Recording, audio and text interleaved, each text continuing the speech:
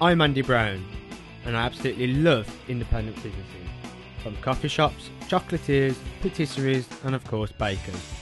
I'm on a mission to find the best independent bakers across Britain. In this series we are in the Midlands, and we also step into Cardiff. This is Bake Britain. This week we have a different episode for you as I interview David from I Want to Bake Free on his passion for setting up a tea room in Cardiff and how he got into baking. So tell us all about your blog, I Want to Bake Free. So I wrote the blog to keep a bit of a, I suppose, the history of what I was doing, looking back retrospectively. So when I made the decision I was going to leave my job, it was at a point in my life where I'd done very well with my career. The job was getting tougher. I was finding it was quite stressful. There was lots of travelling and being away from home, and I'd made the decision that I wanted to leave work and do something else, and that thing was to set up a tea room in Cardiff in the city centre. From making that decision, very quickly I thought I need to write about this experience and really keep a log of it as things happen. As a journal. Yeah, but just because it will, and it was at the time, this is in June 2010, the biggest thing I'd ever done in my life and the biggest gamble I'd taken in my life. And it's not just me, it's my partner, my family. So that is why I sat down and decided I need to write about it. As it happens, that isn't what happened. I wrote my first blog post, and I set it up in Blogger, and then I didn't come back to it until pretty much March 2011, which is after a lot of things had happened. But yeah, when I came back to it in March, I'm not quite sure how it happened really that I really got into it this time, or what the difference was. I suppose I actually had something to write about now, rather than saying, oh, this week I'm going to go and do this. I was looking back at everything that had happened from the 2010 round to 2011. Lots of heartbreak and all the sort of drama which took place from leaving my job and trying to start a tea room. Okay. And where did the name I Want to Bake Free come from? Brilliant question. I have no idea. Just out of the ether. You had to pick a name, and I remember sat on the bedroom floor trying to think of something, and it just came to me, and it has become more and more suited to what I'm doing. I've sort of grown into the name, and that sounds kind of silly, but I've now trademarked I Want to Bake Free, and the words, because it just completely sums up exactly what I was doing personally, and it strikes a chord with lots of other people who don't particularly like their jobs and want to go and do something else. It's kind of become this kind of person who has kind of come across as like breaking free, basically. So it's kind of like you want to follow your dream of baking, set up your own tea room, and I love the pun. Yeah, I love exactly. The Queen song is absolutely brilliant. So in fact, there are lots of mornings I wake up and running through my head is I want to break free by Queen. But yeah, that linked in directly with the baking and the home baking, and that was why I left my job. So it just all sort of goes full circle, really. And how many people do you get to your blog a day? Now I'm getting about between 100 and 150. I've got to say this is page views. I've got to hold my hands up, to be honest about that. But yesterday I hit the 10,000 page views mark, which is pretty cool. I kind of don't know what that means in a way. I still don't know what a really popular blog is. I don't know what a not so popular blog is, but I know that people are coming to see it, and it wasn't exactly why I wrote it. I mean, I think anyone who starts a blog thinks, I want to have this huge following, and it'll be something more than it started. But I genuinely started writing it because my memory is so bad, and I wanted to document all the fun things that were happening and all the decisions I was making, mainly so I could look back, and if it all went wrong, I could remember why I did it, because that was my big fear, was that I think a lot of people have that worry of not wanting to do something and take a risk and start a business or whatever it is in your life.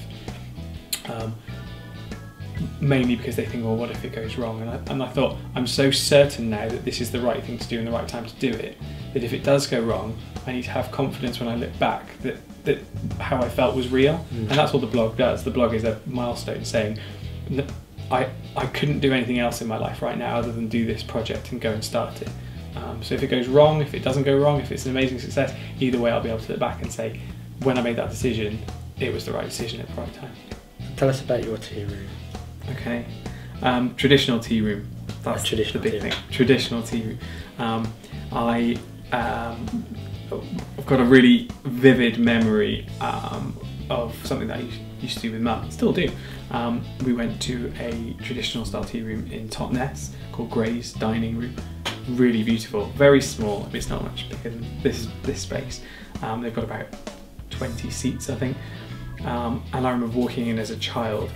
First thing that grabbed me was the display at the front as you walk by, because it's just cakes. So in the window, just this sea of cakes, and it's about child height. So face pressed against the glass, it's beautiful. And you go in, and there are cakes then in cabinets all around the room, and you just go in and have light lunch sandwiches, and the tea is all served in porcelain china, similar to some of the stuff that I have, loose leaf tea, and it's just something about that tradition of traditional British tea that I absolutely love, and I have memories of that. I only drink Earl Grey tea because my mum and her friends used to go and sit there, and as a bored kid I'm like, yeah, I've had my cake, I'm bored now, and they'd have their tea brought and there'd be an extra hot water, which you don't get in most, you will in my tea room, but you don't get in most coffee shops. So Mum's there and I'm like, she just made more tea, how have you made more tea? So then I started drinking Earl Grey tea, and that is how I've got my taste for it, which is kind of... was that where your passion started for the tea room or baking? Or It is, it was always in the back of my mind, and I've been in hospitality. I completely unrelated, years later I'm working in hotels and travelling around the UK and the world and seeing how amazing service is done, and how amazing food is made and produce is made, and what sort of a really great service is like. And it all sort of linked back to this tea room thing. And then when I was deciding what I was going to do in terms of choosing to start a tea room, I knew I wanted to do something still in hospitality. Slightly on the side note, I didn't want to run a hotel or a bed and breakfast or a restaurant. Those things just don't appeal. But this thing of this sort of British tradition around a tea room lodged in my mind. So my tea room, I really want to go down this traditional line. I've got a few exceptions which I do bang on about on my blog quite a lot, which is no doilies, no horse brass, and no sticky tables. They're my three kind of rules. I might change on the doily front at some point, but at the moment I'm trying to avoid too much too much chintziness. What will the customer experience be like in your tea room? I would say again, quite a traditional experience. I want it to be a comfortable place where people can come in and take the time to enjoy a cup of tea and relax. I mean, from my experience in hotels, I like service to be personable but professional, friendly. You kind of have to deliver what the person is asking for, so you can tell, and I want my team in the tea room to be able to tell if somebody comes in and wants to have a conversation, then great, I enjoy a good conversation. I'd quite happily sit and talk to them for hours. But if somebody wants to come in and they're, two people are having a chat on their own and they just want to be left alone and served professionally and well, then that's what we'll deliver. So, and how does it feel to be your own boss and setting up your tea room? It feels amazing. I imagine most people say it's amazing, it's really scary.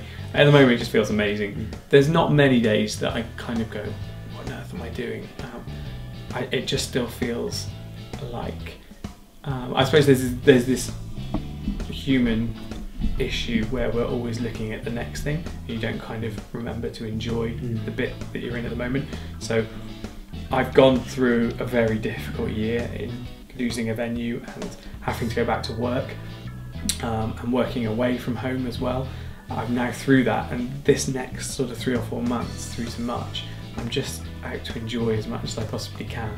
So I do wake up most days and think, luckiest man alive at the moment. Ask me again in a year's time, hopefully I'll be saying, well, I love the tea room, but the next thing is this. But at the moment, yeah, life is good. How long have you been baking for personally? Personally, not that long. A couple of years. I always liked making breads, things like that, sort of more savoury things, and yeah, that's still baking, but even that only for a few years. I mean, I graduated from university and wasn't, really interested in much cooking as such. My nan's a great baker, so she did a lot of baking, and I just didn't really, like me and mum, my brothers or whatever, we'd maybe do a few bits but nothing major. So really it's just been the last 3 or 4 years. There are certain things that, like making pasties, I absolutely love. It sort of came out of something that you absolutely love, like pasties or bread or whatever it is, and thinking how is this produced other than just appearing in the supermarket on the shelves. So that's kind of how I got more into baking. It's kind of like deconstructing the product. Yeah, definitely. I'm really big at the moment on sort of experimenting a little bit, but sort of nailing a recipe in a very traditional way, which links with the tea room more than there's quite a lot of people out there who just are absolutely experimental bakers. And I think I can see myself in 10 years time, I'll be like, yeah, I'll have the confidence to just, I'm not going to put that ingredient in, I'm going to throw something else in. But at the moment I'm very much still, typical bloke, follow the recipe, put all the things in, and that's it. But that's the sort of science, I suppose, of baking. And what's your best compliment you've ever had on something you've made? Best compliment? That's a good question, actually. I suppose probably the best compliment I've had, it's difficult at the moment because obviously the people who are eating what we're baking at the moment is sort of friends and family. We'll be doing the baking. The best compliment I had is probably from my dad, who I wouldn't say he's exactly a fussy eater, but it's usually, if it comes wrapped in a polythene and in a box, then it's good to have. So I took him out a slice of the Sacca torta, and he had that, and yeah, he said it was very good. So you always look to your parents for a bit of a bit of feedback, honest feedback. David has now opened his tea room called Pettigrew Tea Room, located at Butte Park and Arboretum in Cardiff. Thanks for watching.